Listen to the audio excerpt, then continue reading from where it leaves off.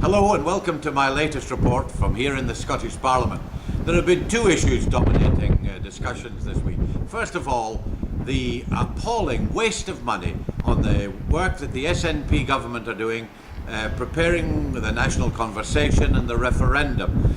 We get Mike Russell flying off to Paris, launching a document about an SNP foreign policy with embassies all over the world. And then we get him making a statement about broadcasting, as if we're going to have a separate broadcasting, not a BBC, but a salmon broadcasting company here in Scotland and independence, with the awful prospect of the Kailyard programmes that would involve.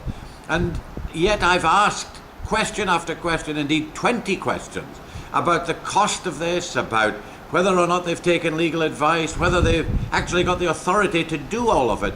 And Michael Russell hasn't been able to answer even one of those questions. So their accountability to this elected Parliament is absolutely zero. The other thing that has been really dominating and causing a great deal of anger amongst every one of the opposition parties is the fact that so many of our teachers are unemployed.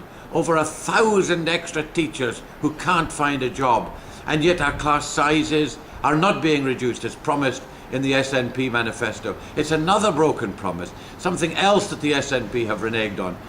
But it's not just abstract, it actually affects so many people. Unemployed teachers on the dole, not able to use the great training that they've had, and then pupils with class sizes that are far too large, not able to take full advantage of the education that is on offer.